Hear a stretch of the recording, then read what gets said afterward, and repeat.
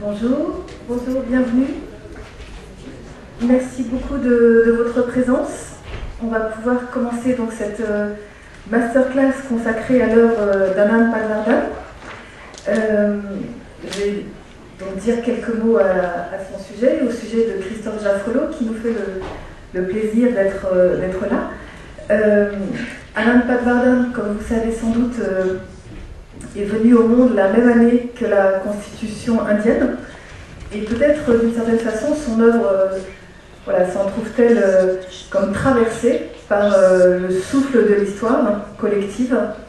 Et c'est une œuvre qui nous décrit une nation comme personne, à ma connaissance en tout cas, ne nous l'avait encore montré, c'est-à-dire observer du point de vue des conflits, des lignes de fracture, parfois falsificatrices, des situations les plus injustes et parfois aussi les plus violentes, et dont les films d'Anand nous rappellent souvent ou nous aident à comprendre la profonde absurdité. C'est une œuvre qui est entièrement conçue du point de vue des exploités, des parties les plus faibles, les plus déshéritées d'une société, et elle s'est donnée pour fonction, pour tâche de décrire à la fois les origines et les enjeux des situations dont elle s'empare, donc celle des femmes, celle des intouchables, entre guillemets, celle de certaines communautés stigmatisées. Et dans la plupart de ces films, Anand, avec parfois un très grand courage, s'efforce de recueillir la parole de toutes les parties en présence, mais sans jamais, évidemment, abandonner quoi que ce soit de son point de vue, de sa propre position, qui du coup analyse la situation avec une très grande clarté et donc une extraordinaire énergie à la fois d'activiste mais aussi de pédagogue. Donc je remercie infiniment Anand en amont de cette séance, à la fois pour son œuvre magistrale et pour sa présence parmi nous. Pour nous aider à mieux comprendre et mettre en valeur et en contexte les enjeux des films d'Anand, nous allons bénéficier de l'expertise de Christophe Jaffrelot, qui est professeur, spécialiste de l'histoire de la vie du Sud, et que je remercie infiniment pour sa disponibilité. Christophe Jaffrelot est directeur de recherche au CNRS, enseignant à Sciences Po, mais il enseigne aussi désormais au King's College, à Preston, dans tous les endroits prestigieux du monde, et donc on a une chance tout à fait extraordinaire de l'avoir aujourd'hui avec nous à Paris. Alors je voudrais citer parmi ces innombrables publications 3 ouvrages. En 1998, La démocratie en Inde, sous-titré Religion, caste et politique. Le plus récent, dont le titre pourrait être aussi un commentaire du travail d'Anand, Inde, l'envers de la puissance, et sous-titré Inégalité et révolte, paru chez Fayard, presse du CNRS en 2012. Et puis il a publié aussi en anglais Religion, Caste and Politics in India, donc au Columbia University Press en 2010-2011. Donc pour cette masterclass, Anand a préparé une série d'extraits de ses films, organisés chronologiquement, et dont certains ne sont pas montrés au cours de cet hommage. Et donc pendant environ 1 heure, 1h30, il va nous les commenter en compagnie de Christophe. Vous pouvez bien sûr intervenir, si vous le souhaitez, au cours de ces commentaires.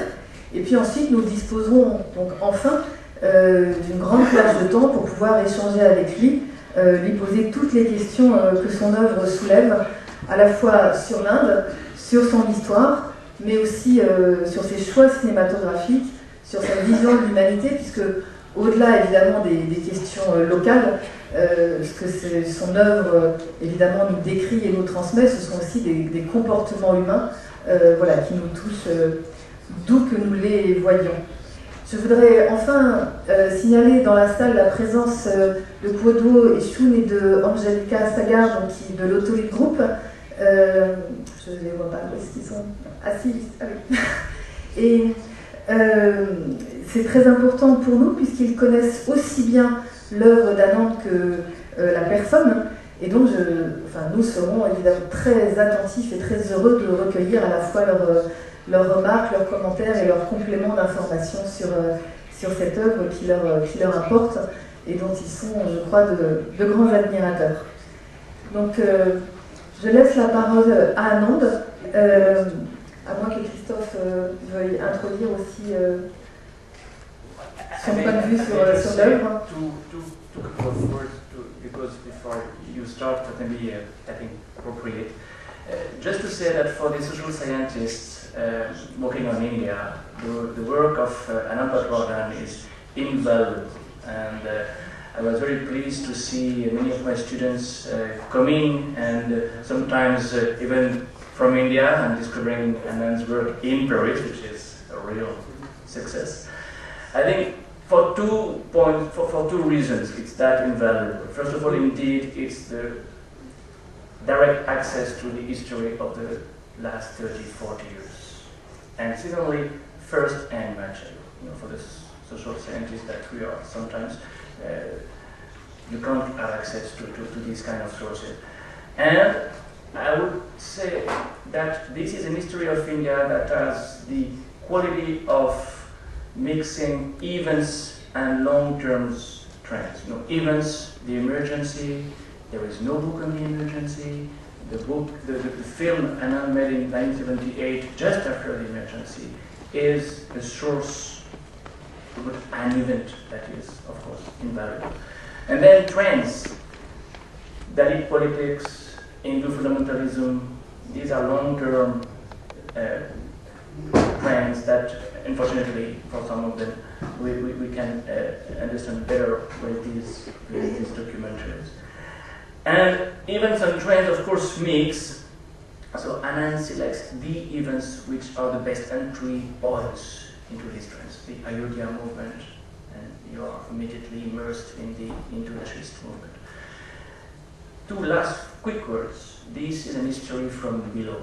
This is the history that is not written by people who cannot write their history, because sometimes they just don't know how to read and write. So we have their voice, and when a woman says the way she has been called chamar in her youth, Dalit caste, she would have never been able to write because she can't write. So it's an history from below, and it's an history that is from below, but with always in each of Anand's film, I think, the voice of the oppressor as well. So you will see, for instance, in Bombay or City, the upper middle class people talking about the Dalit in the most derogatory way, and I find it very useful to understand the oppression not only by seeing the oppressed, but by listening to the oppressor, and sometimes in a very candid way explaining that yes, hierarchy should stand and oppression is somewhat taken for granted. I think it's another quality of this work. And thank you for being with us for this masterclass that will even, I'm sure, enlighten many more people. Merci, Christophe. Anand, I'm sure you don't like compliments, so sorry. But now this is your words. Okay. Yeah, I mean, in some ways, what you described when you introduced my work was always that I'm making films about the other, because I'm making films about people who are not as privileged as I am in my country. That's true, of course, but at the same time, these films are also about me. They may not be about me in the most obvious sense, in the sense that I think I have only one film where I speak in the first person, and there was a reason for that. But even though I'm not there, sometimes I'm not there visibly, I am always actually there, and the films are very subjective.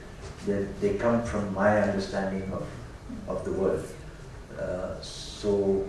And in a sense, we are all implicated in whatever happens. So even when the films describe the lives of people who are not privileged, who have faced injustice, I'm already implicated as somebody belonging to the class that did this, that has benefited from this.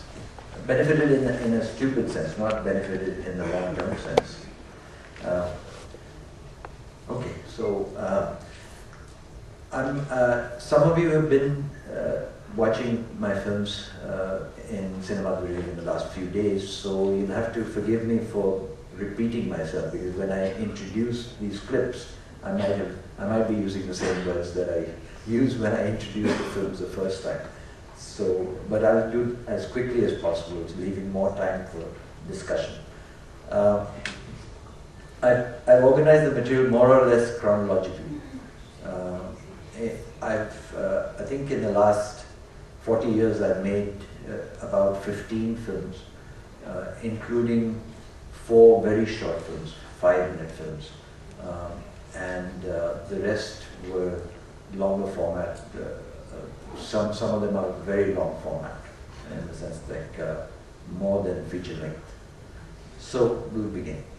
The first film I want to start with is actually not my very first film, because the very first film I made when I had a scholarship and I came to America in 1970, it was right in the middle of the Vietnam War, and my university was part of the anti-war movement, and I got caught up in that, and my very first footage was filming anti-war protests.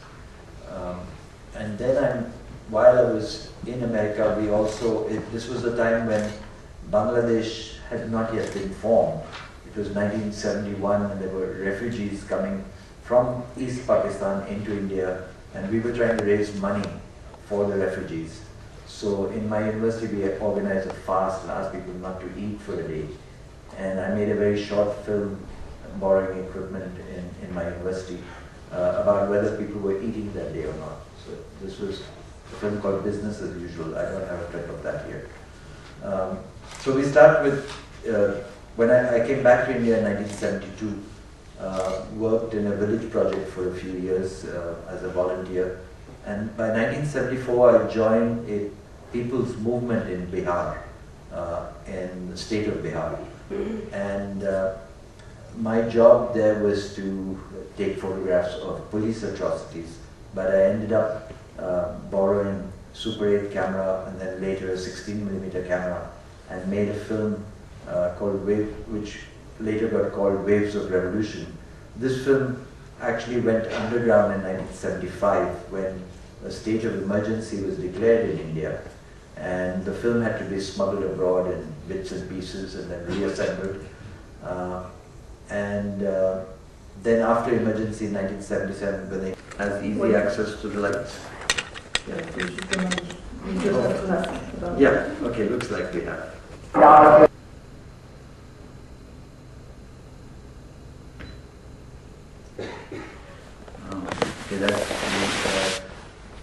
Sometimes I might just do 1 or 2 clips together so that we don't waste a lot of time stopping and starting. But I don't know. Just a word, when you see the mobilization against corruption, of course, you see, I would say, badly placed in the comparison with the Anazari movement that has taken place over the last couple of years. But we may return to that in the discussion to see whether history is repeating itself in India or not. In some ways, yes, in retrospect, one of the things that began to happen in non-violent anti-corruption movement was that it got infiltrated by the right-wing elements. In those days, the Hindutva, the RSS for instance, the RSS was the party, the extreme right-wing Hindu party that was largely responsible for Mahatma Gandhi's assassination. And after Mahatma Gandhi's assassination, this party became completely, party meaning it was an organization, became completely unpopular. They were in fact banned for a few years, and then the ban was lifted, And the movement, their movement had gone underground, but they kept organizing secretly and they kept increasing in power. It was 1974 when this movement that I was part of, generally a non-violent socialist attempt to make India more democratic and more transparent, because they got infiltrated by the right wing and because the leadership was not fully cognizant about what that meant. When the emergency ended, this right-wing element actually, together with, in a coalition with many others, came to power in India in 1977. And meaning it was, they were not fully in power, they were part of an alliance. But they got rehabilitated in a sense from the time when they were unpopular for having killed Gandhi to a point where they had become more legitimate. The next film is Prisoners of Conscience, and this was a film that was begun during the emergency. I actually spent a lot of my time abroad during the emergency. I was able to escape in a sense because I got a teaching assistantship in a university in Canada, and I then put together these pieces that I had smuggled out of the earlier film and was able to show that to raise consciousness against the emergency from outside the country.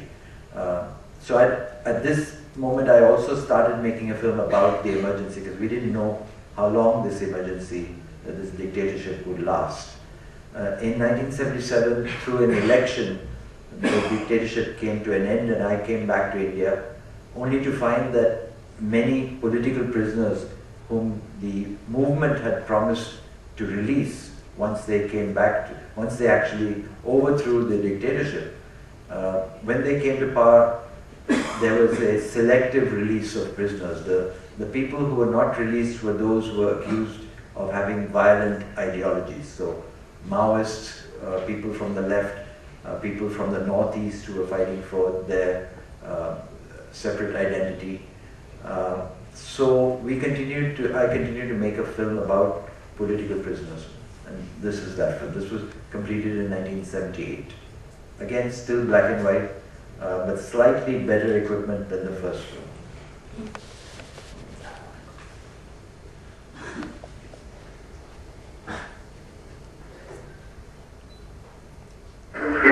Emergency ended in 78, and there was a time where democratic rights were, there were many organizations fighting for democratic rights after the experience of the emergency, so it was a good time for human rights activists, for civil liberties people, and that was the context in which this film could be made and shown in India through activist organizations. These are all films, right up to 1995, everything that I was shooting was in 16mm. So the first two were black and white films, but after I think it was 79, I went back to Canada to finish my degree, which I had left halfway, to come back when the emergency ended in India. And when I was in Canada doing my master's, I came across Indian farm workers, agricultural labor, that was working in British Columbia, in the western part of Canada. And they had seen some of these two films of mine, as they were of Indian origin, and they asked if I could do something about their condition and their fight. I got together with a Canadian filmmaker. Actually, he probably hadn't made many films before we did this together, and he was able to film the white farmers that wouldn't have talked to me, and I filmed the workers, and we collaborated and completed this film in '81.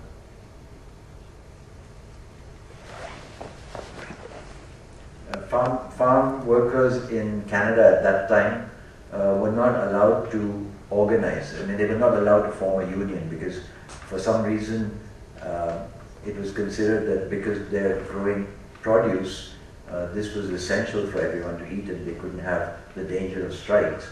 But I had actually worked with a farm workers union in America when I was a student. At the end of my studies, I spent 6 months with Cesar Chavez in California, helping to organize the United Farm Workers Movement union. And when I started working with the people of Indian origin in Canada, we actually invited Chavez to come to Canada and show his solidarity with the Canadian Farm Workers Union. So this film actually documented the birth of Canada's first Farm Workers Union.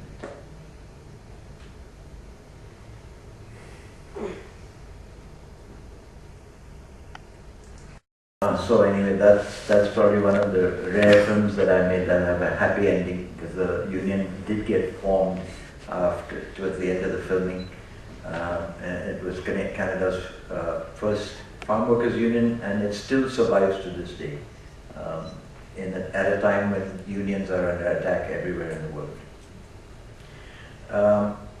So I came back to India after getting my master's, and in 1982, when I returned to India, I was faced with the fact that my city was in the middle of a demolition campaign. They were basically, it was a time when, in the early 80s is when the liberalization process had begun in earnest in India. Previous to this point, India was a kind of a mixed economy with socialist ideas as well as capitalist ones. A lot of public enterprise along with private enterprise, and a lot of government controls over things. But by the 80s, this under pressure from the IMF and the World Bank, the whole economic pattern was beginning to change. One of the consequences was that the attacks on the poor increased. And you see that in Bombay, because Bombay was at this point now trying to make the city attractive for foreign investment and foreign capital, which meant that they wanted to remove people who lived in slums and the visible signs of poverty they didn't want people to see. And so the people who lived on the footpaths in the most vulnerable sections of society, their homes were being demolished. This film was made at that time.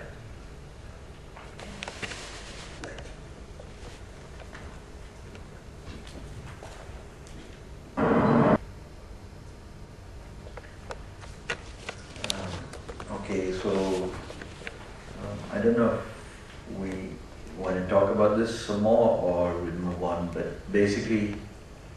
Yes, I will be happy, of course, because you choose so well this very important except that for me should be screened to any student of cinema at the beginning of a class, and of course that must be seen by any committed filmmaker. I mean, the ethics of a filmmaker that begins here with this question of this wonderful person. You record us, you take our picture of us, but what can you do for us? So, and also one of the characteristics of your work is that very often in your film there is a sequence where with a kind of agitprop theater, theater of the streets, very pedagogical for the crowds. So, of course, the question is what cinema is useful for. What are the functions of cinema for you? Yeah, well, I think that the question that the woman I was filming there asked me, and these were the early days when we started filming. I'd actually been taking photographs first to help the People's Union for Civil Liberties fight a court case against these demolitions. And so, in my own conscience, I was doing something that was going to be useful, but that was not visible to the people who saw me for the first time with the camera. But at the same, so while it felt awful at the time I was filming it, I thought it was important because it's a question that all of us filmmakers who make films about other people's misery and other people's the injustices have to ask ourselves at every moment whether the film that we're making or whatever documentation that we're doing is going to be of use to the people that we are filming. Because if I can't answer that question honestly to myself, then I don't have the right to be there. At least I don't have the right to intervene in those moments, which are moments of terrible crisis or private moments even. So I think it's basically a question that is put to the filmmaker, but it's also a question is the audience is confronted with, that you're watching all this, and what difference will that make? Well, just on this agitprop thing, there is a long tradition in India of conscientization via theatre, and Dalit theatre is one of the things you see repeatedly. For those who can't read and have no time to go to places where you would have the political mind unfolding itself, troops come and somewhat do the same thing as you do, but the theatrical way. So there is, you can relate that to a long tradition. The only thing I would like to add on the Bombay OCT film is that, of course, I'm sure in this series of clips we will not hear the voice of the dominant, because precisely they are not there. Yeah, these are only 2 minutes or exactly. 3 minute clips. Yeah. I know, and that's why I would like to bring that back in. The fascinating interview of the municipal commissioner or collector or whatever is there. And for those who have seen the film, and for those who have not seen the film, they must see the film. Also for this scene, the blatant way justifying this. They have to go back to their village. We don't care for them. We will not let them stay. We will not let. And this is really a very important dimension of Anand Patwardhan's film. We do not have only the voice of the oppressed, but the justification of the oppression. And the hate too. And the hate. And the styles. The hatred. Yeah. That's so surprising. Yeah, I don't know how you let them. I don't know you can get this kind of, I would say, candid acknowledgement of social hierarchy, because it's so cruel. It's so cruel that people would feel, I would say, inhibited, but they don't. Can I just make a point as well? Yeah. I don't know if this is working. It's working. Is it? Well, I'm always interested in how the implication. So it's for me, it's not necessarily that shocking to see upper class Indians talking like this about lower caste Indians. Upper caste, that caste and class are intertwined. So I think in the West as well, we can see similar situations increasingly so happening in Europe, the division between the rich and the poor. But I want to just ask about this implication in relation to what you were saying earlier, Anand, about your role in exploring the politics of oppression in India. And specifically in the sense of having come out of this history of Jay Prakash Narayan, other members of your family, and people from this particular movement just post-Gandhi, where there seemed to me to be a real sense of an ethical position taken in relation to the oppressed, whereby there was a sense of responsibility that was taken by people who were supposedly on the left within, let's say, to be very general, the upper class. And I would like to know now, because that's rare, I think, still in India. I mean, now I'm not so sure how much work is being done, but I would just like you to maybe consider and compare the relationship that you see activists having now, let's say, to people in India who are oppressed. I don't think that's changed. I mean, activists come from all different classes and castes. I mean, activists by definition, are people who may have at least attempted to change the baggage that they were born with. And that's what makes them decide to do political work. And they're not always successful, because even if they come from the upper caste, even if they're well-meaning, there are sometimes limitations of what they can do and their understanding of the world. I think I'm not any different from that. I think we'll talk about those kind of things a little later as we see more.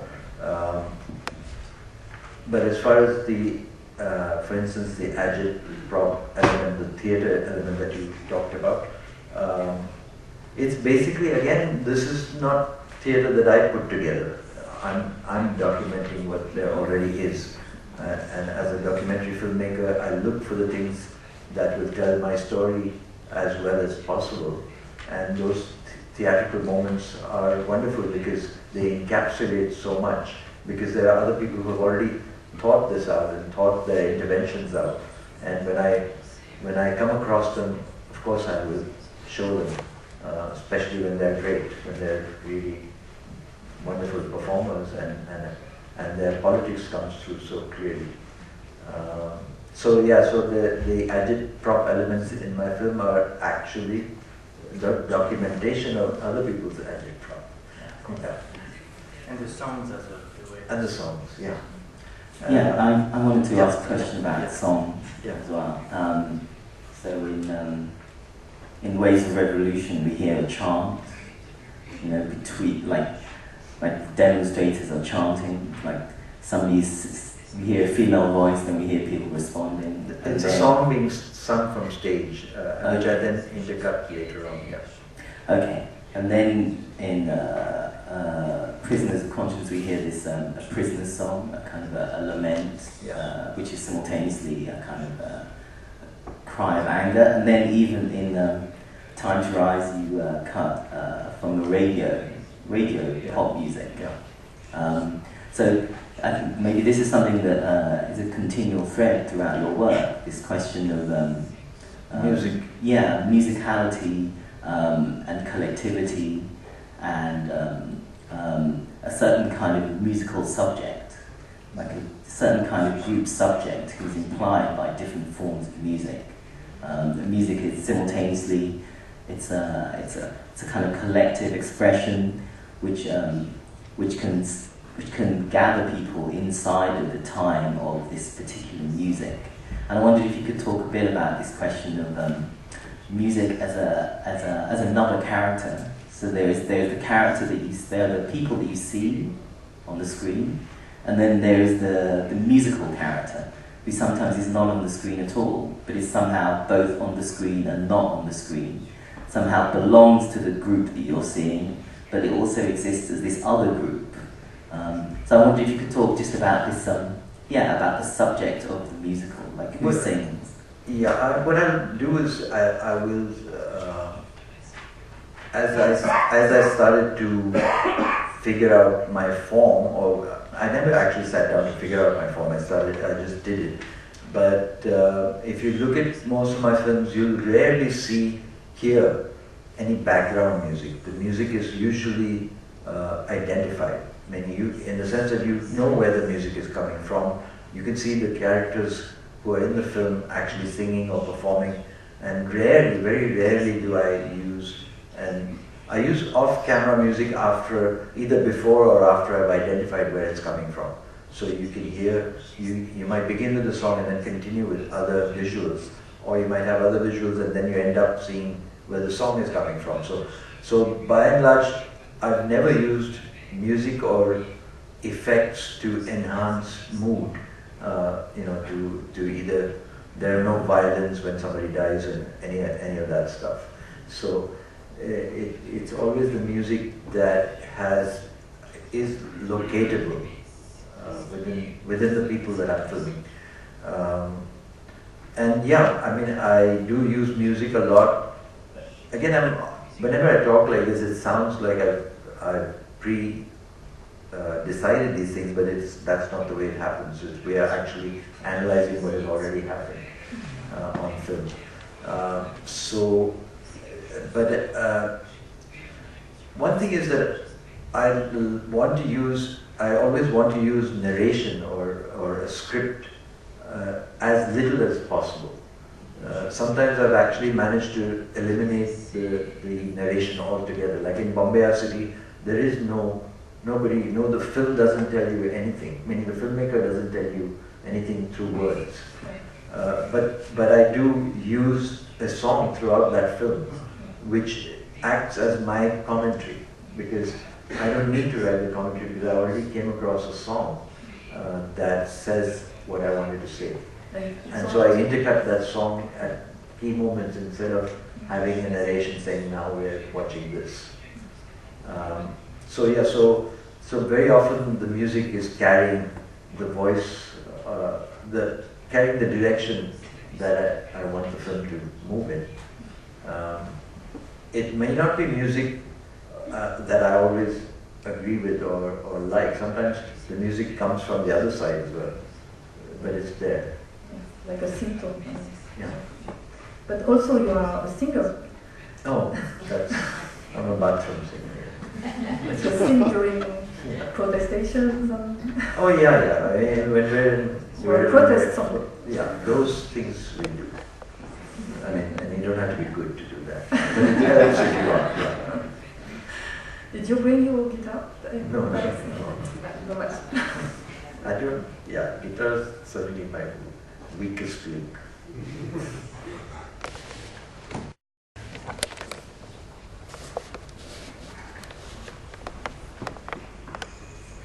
Oh, sorry. I forgot to introduce this film. This is now India in the mid-80s, and as I said, 80s saw the dawn of liberalization and changing of the economic basis of the country. But it also saw the rise of religious fundamentalism.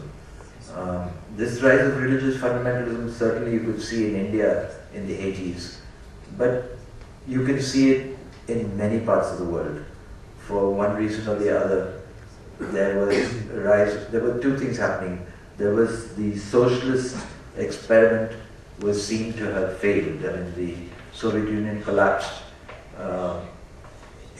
Countries like Yugoslavia broke up into its constituent parts and ethnicities. Ethnic war began, religious war began. In Afghanistan, the Americans brought in Islamic fundamentalism to counter communists. They funded the fundamentalists in Pakistan. They didn't just fund them, they actually created them.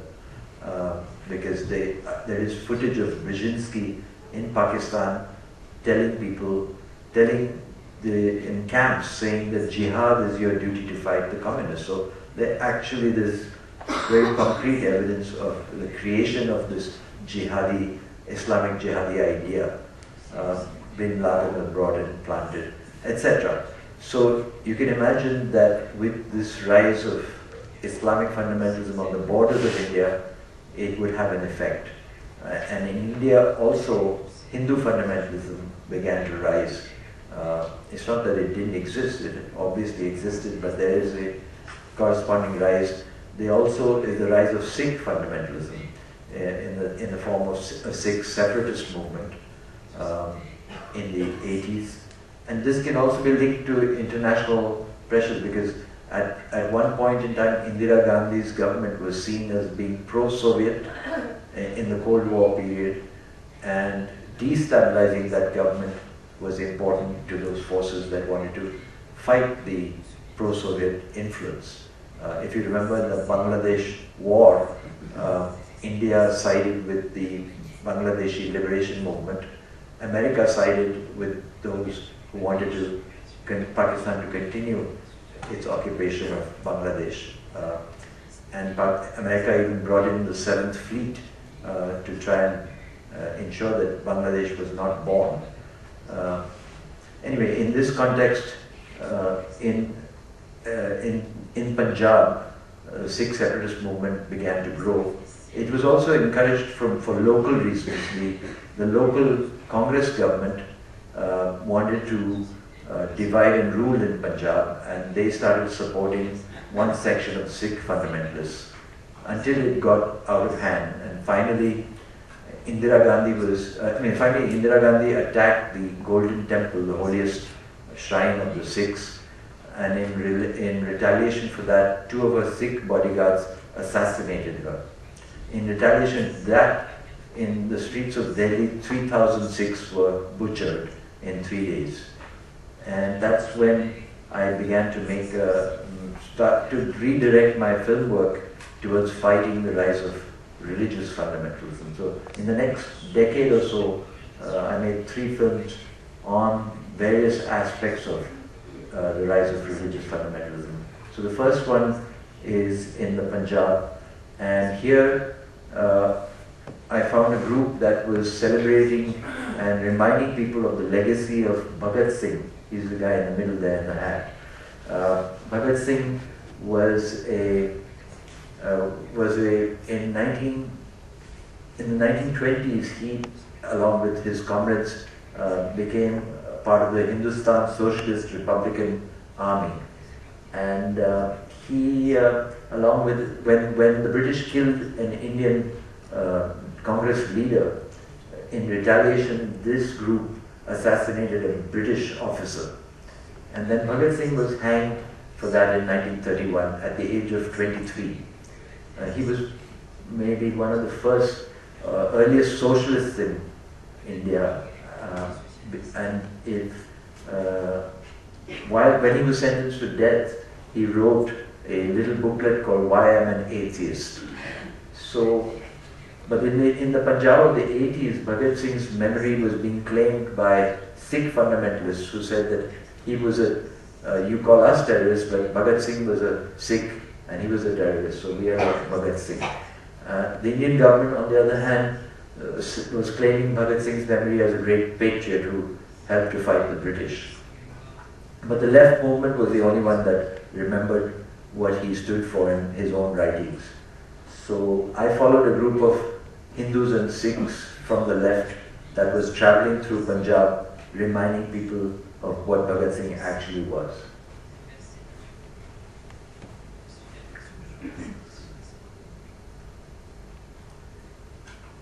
ये photograph Hindustan Samajwadi Republican party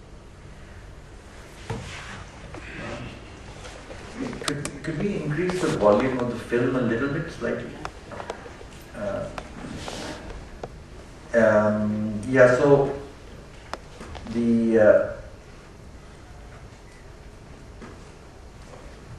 this film, In Memory of Friends, which you just saw a clip from, basically tries to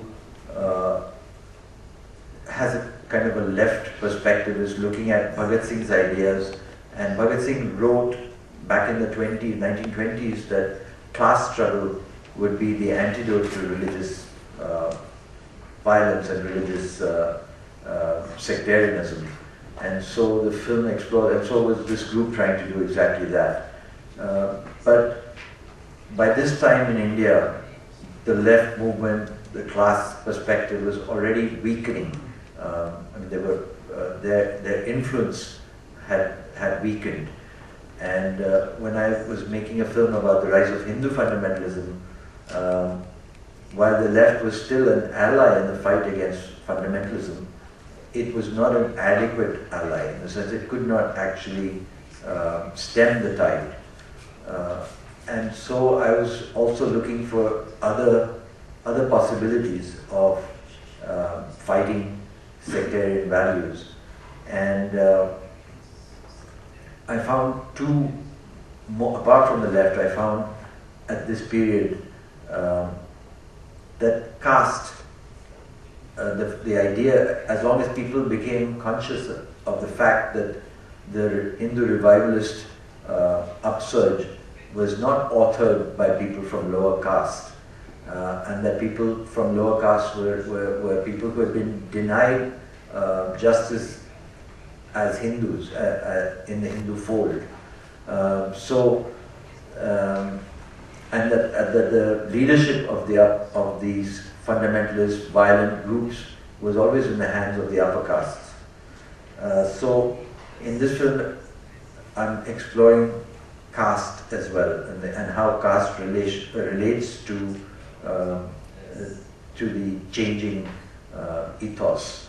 And then I also found a priest in the temple mosque that was at the heart of this film. Was a fight between the Hindu fundamentalists who wanted to build a temple in the place of a mosque that already existed from the 16th century.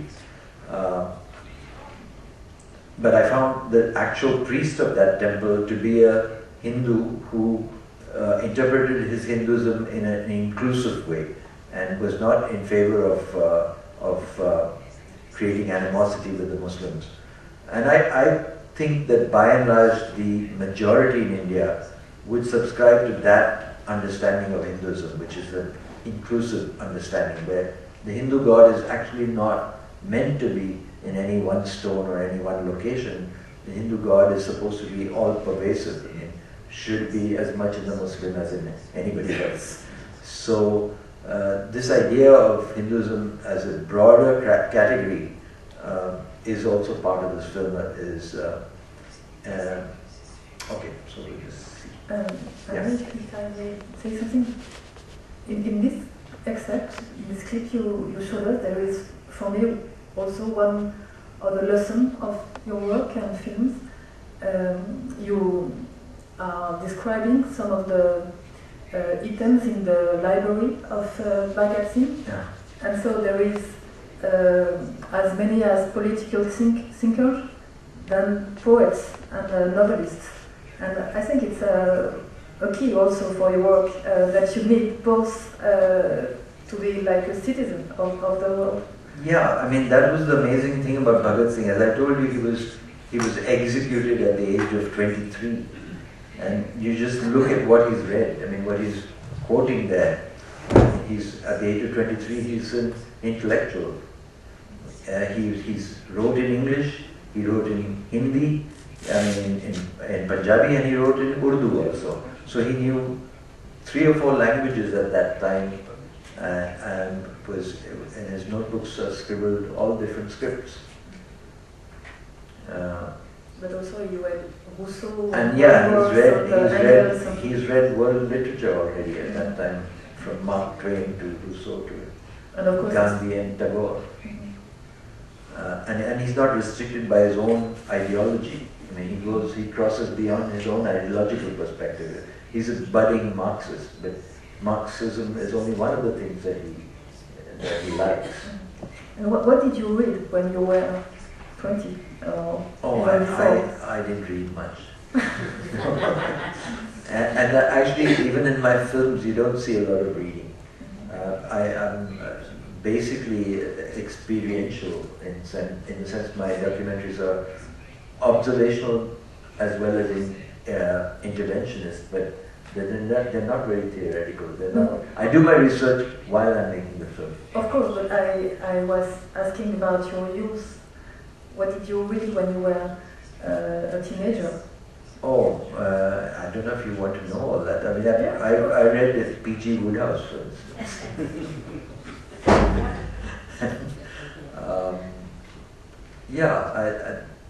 I mean, I read Fanon and I read many other things, but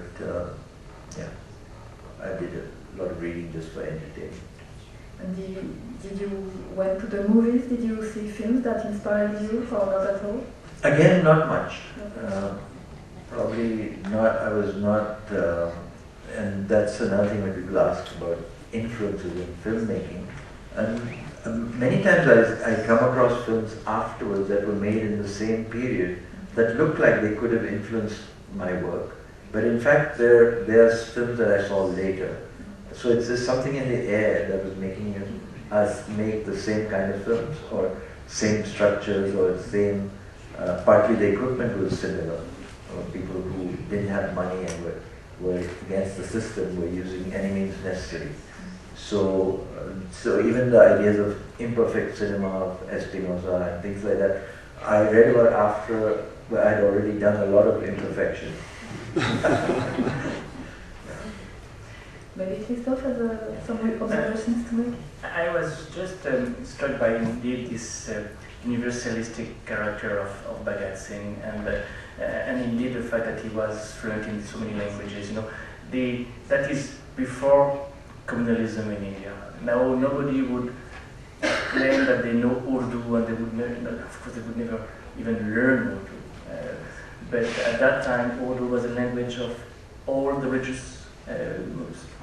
And what I find also, it's not before communal. Even at that time, there were communal riots, and Bhagat Singh actually even comments on the communal situation. For instance, he talks about how the trade unions in Calcutta didn't allow the riots to go on. Hindus and Muslims fought the rioters together. It was at a time when you had still elite groups within each community that could fight communalism. And even Lajpat Rai, who was the one who died, and in retaliation of which Bhagat Singh actually was an Urdu speaker, even though he was a Hindu. And that's part of the past. You know, you will not find today anybody knowing Urdu. That's all right. Yeah, that's definitely true. Partition dealt a grievous blow to the Urdu language in India and to Hindustani in Pakistan. So as India and Pakistan became separate countries, and as the fundamentalists had greater and greater influence in both countries, they started to remove the commonality in the language even. So they started to emphasize in Pakistan the Arabic content and the not even the Persian content, but the Arabic content, and in India the Sanskrit content, at the expense of the words that came from the Arabic. But even today, when I go to Pakistan and I speak the same language that I speak in India, Hindi, people understand everything I say. And I understand 90% of what they say. There are 10% Urdu words which I don't quite get. And partly because even the Hindi cinema has become the kind of glue that has created common language across India and flows into Pakistan, because Hindi movies are watched in Pakistan as well. Okay, so now we'll see a clip from In the Name of God. This was again the temple mosque controversy, where the Hindu fundamentalists identified a mosque and they said that our God was born at this very site and we're going to knock down this mosque and build a temple in its place.